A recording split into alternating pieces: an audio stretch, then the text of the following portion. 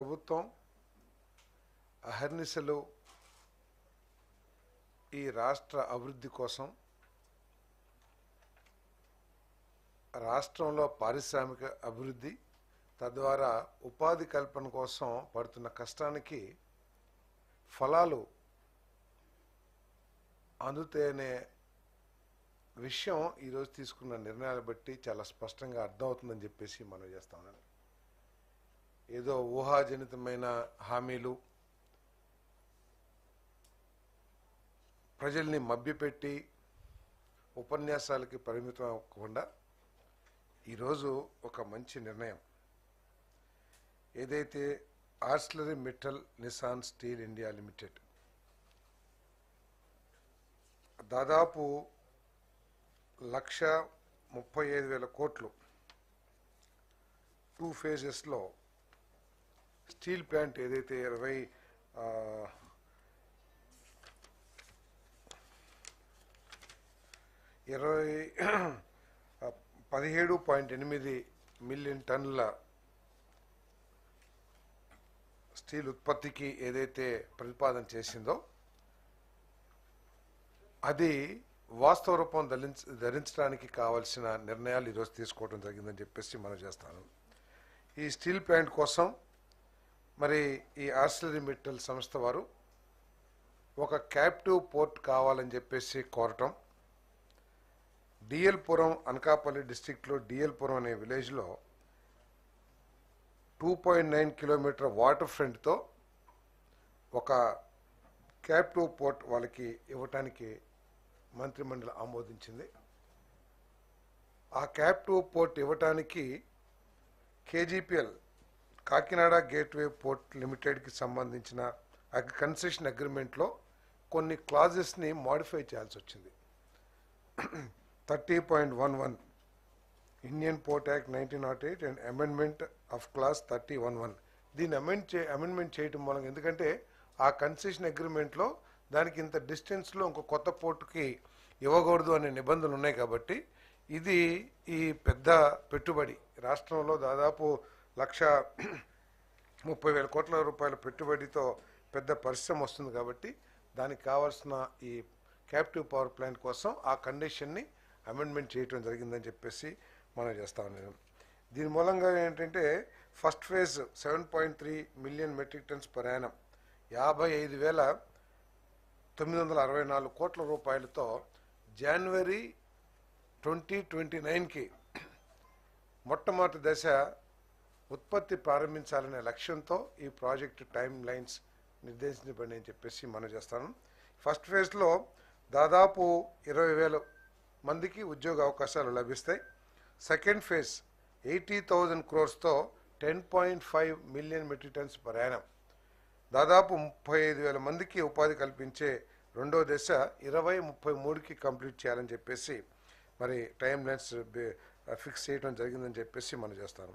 ఏదైతే captive port ఈరోజు ప్రభుత్వం అనుమతించిందో ఫస్ట్ ఫేజ్లో 20.5 million metric tons per Yanam అంటే అంత కార్గోని హ్యాండిల్ చేయటానికి సంబంధించిన ఫస్ట్ ఫేజ్ పోర్టు 5,816 కోట్ల రూపాయలతో నిర్మించబడతా ఉంది. దానివల్ల 1,000 మందికి ఉపాధి అవకాశాలు లభిస్తాయి. ఇది కూడా జనవరి 2029 అంటే ఫ్యాక్టరీ అయిపోయేటప్పటికి ఇది కూడా సిద్ధమవుతుందని చెప్పేసి మనం చేస్తాం. అదేవిధంగా సెకండ్ ఫేజ్ ఏదైతే 10.5 million metric tons per annum రెండో దశ ఉందో అది అయిపోయేసరికి ఇంకొక సెకండ్ ఫేజ్ క్యాప్టివ్ పోర్ట్లో సెకండ్ ఫేజ్ 5,382 కోట్ల పెట్టుబడితో 5,000 మందికి ఉపాధి కల్పించే క్యాప్టివ్ పోర్ట్ సెకండ్ ఫేజ్ కూడా పూర్తవుతుందని చెప్పేసి ఈ సందర్భంగా తెలియజేస్తా ఉన్నాను. మరి దీని మీద ముఖ్యమంత్రి గారు ఈ ప్రాజెక్టుకి ఎటువంటి అడ్డంకులు లేకోకుండా ఈ ప్రాజెక్టు అనుకున్న నిర్దేశిత సమయంలో పూర్తి కావటానికి అన్ని విధాలా కూడా చర్యలు తీసుకోవాలని చెప్పేసి మరి ఆదేశాలు ఇవ్వడం కూడా జరిగిందని చెప్పేసి మనం చేస్తున్నాం. మరి గతంలో వైజాగ్ స్టీల్ ప్లాంట్ పూర్తిగా ప్రైవేట్ పరం అయిపోతుంది అని చెప్పేసి గత ప్రభుత్వ నిష్క్రియ ప్రభుత్వం మూలంగా ఇటువంటి చేష్టలు ఉడిగిపోయి ఉండటం మూలంగా ఆ వైజాగ్ స్టీల్ ప్లాంట్ ప్రైవేట్ పరం అయిపోతుందనే ఒక ఆలోచన ప్రజల్లో ఉన్న మరి కొత్త ప్రభుత్వం రాగానే కూటమి ప్రభుత్వం రాగానే మన ప్రీతం ముఖ్యమంత్రి చంద్రబాబు నాయుడు గారు, డిప్యూటీ సీఎం పవన్ కళ్యాణ్ గారు కలిసి మరి మోడీ గారిని ఒప్పించి దాన్ని ప్రభుత్వ రంగంలోనే ఉంచాలనే లక్ష్యంతో మరి ఒప్పించడం జరిగింది.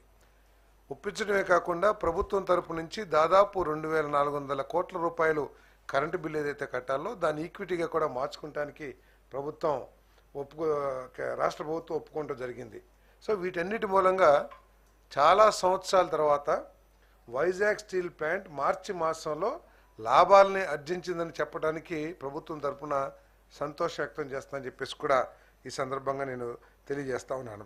మరి వైజాగ్ స్టీల్ ప్లాంట్ని నిలబెట్టడానికి అవసరమైన అన్ని చర్యలు కూడా ఈ ప్రభుత్వం తీసుకుంటుంది. ఆఖరికి కేంద్ర ప్రభుత్వ పోలీసింగ్ను కూడా మార్చి రాష్ట్ర ప్రభుత్వం పోలీసును కూడా అక్కడ సెక్యూరిటీకి ఏర్పాటు చేయాలని చెప్పేసి కూడా ఆర్థిక భారమైనా కూడా చేయాలని చెప్పేసి కూడా నిర్ణయం చేసుకోవడం జరిగిందని చెప్పేసి నేను ఈ సందర్భంగా తెలియజేస్తా ఉన్నాను. మరి ఈ క్యాప్టివ్ పవర్ ప్లాంట్తో పాటు మరి ఈ మన కోస్ట్ లైన్ మనకి చాలా ఎక్కువగా దాదాపు 950 కిలోమీటర్ కోస్ట్ లైన్ మూలంగా ఈ కోస్ట్ లైన్ని అభివృద్ధి మీద ఈ ప్రభుత్వం దృష్టి కేంద్రీకరించిందని చెప్పేసి కూడా ఈ సందర్భంగా తెలియజేస్తా ఉన్నాను. మన ప్రీతం ముఖ్యమంత్రి చంద్రబాబు నాయుడు గారు ఈ రాష్ట్రం ఏదైతే స్వర్ణాంధ్ర లక్ష్యాలను సాధించడానికి ఈ రోజు నుంచి అడుగులు వేసే దిశగా అక్కడ అవకాశం ఉన్న చోటల్లా కూడా పోర్ట్లు, మన ఫిషింగ్ హార్బర్స్ ఇవన్నీ కూడా ఏర్పాటు చేయడానికి చర్యలు కూడా తీసుకుంటున్నామని చెప్పేసి ఈ సందర్భంగా తెలియజేస్తా ఉన్నాను.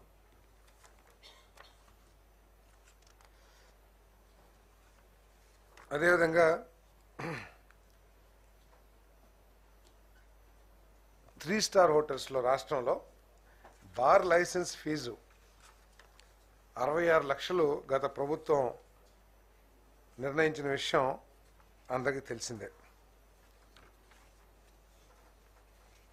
ప్రభుత్వం యొక్క ఆలోచన, మా ప్రీతం ముఖ్యమంత్రి గారి ఆలోచన ఏమిటంటే భవిష్యత్తులో ఈ రాష్ట్రంలో టూరిజంకి అపారమైన అవకాశాలు ఉన్నాయి. టూరిజం డెవలప్మెంట్ ద్వారా రాష్ట్ర ఆదాయమే కాకుండా ఉపాధి అవకాశాలు కూడా చాలా మెరుగ్గా ఉంటాయనే ఆలోచనతో ముఖ్యమంత్రి గారు దీని మీద ప్రత్యేకమైన దృష్టి పెట్టారని చెప్పేసి కూడా మనం చేస్తా ఉన్నాం. దృష్టి పెట్టడమే కాకుండా రాష్ట్రంలో ఎక్కడెక్కడ ఈ టూరిజం డెవలప్మెంట్కి అవకాశాలు ఉన్నాయో, ఎందుకంటే 935 కిలోమీటర్లు 950 కిలోమీటర్లు కోస్ట్ లైన్ దాన్ని మనం ఎక్స్ప్లాయిట్ చేసి మన టూరిజం డెవలప్మెంట్కి మనం చర్యలు తీసుకోవాలని చెప్పేసి చెప్పడం జరిగింది. అదేవిధంగా ఈ రాష్ట్రంలో అనేక ప్రాంతాల్లో టెంపుల్ టూరిజం కూడా మనకి చాలా గొప్ప అవకాశం ఉంది. ఎందుకంటే బాలాజీ మన ఏడుకొండల టెంపుల్ కానివ్వండి, కనకదుర్గమ్మ టెంపుల్ కానివ్వండి, శ్రీశైలం పెద్ద పెద్ద టెంపుల్స్ అన్నీ కూడా మన రాష్ట్రంలో పేరెన్నికగా ప్రజల్లో బాహుళ్యం పొందిన టెంపుల్స్ ఉన్నాయి. దాన్ని కూడా ఆసరా చేసుకుని టెంపుల్ టూరిజం కూడా డెవలప్ చేయాలి. సో ఈ టూరిజం డెవలప్మెంట్ కావాలంటే రూమ్స్ అవైలబిలిటీ కానివ్వండి, ఇంకా ఇన్ఫ్రాస్ట్రక్చర్ కానివ్వండి, వారు ఎవరైనా సరే టూరిజం టెంపుల్కి వచ్చినప్పుడు 1-2 రోజులు వాళ్ళు గడపడానికి అవకాశాలు ఉండే విధంగా మనం టూరిజం ఇన్ఫ్రాస్ట్రక్చర్ని డెవలప్ చేయాలనే ఆలోచనతో ముఖ్యమంత్రి గారు చాలా స్పష్టమైన ఆదేశాలు సంబంధిత శాఖకి ఇవ్వటం జరిగిందని చెప్పేసి మనం చేస్తాను. దాంట్లో భాగంగానే 3 స్టార్ హోటల్స్ రూమ్స్ పెరగాల్సిన అవసరం ఉంది. సరిపోయినన్ని రూమ్స్ ఇప్పుడు లేవు. దాదాపు 50,000 రూమ్స్ని 5 సంవత్సరాల్లో నిర్మాణం చేయాలనే ఆలోచనతో మరి టూరిజం డిపార్ట్మెంట్ ఉన్న విషయాన్ని కూడా మీ దృష్టికి తీసుకొస్తా ఉన్నాను. మరి అదేవిధంగా ఈ టూరిజం డెవలప్మెంట్ కోసం చాలామంది హోటల్స్ ఉన్నా 3 స్టార్ హోటల్స్లో ఉన్నా కూడా చాలా తక్కువ మంది ఈ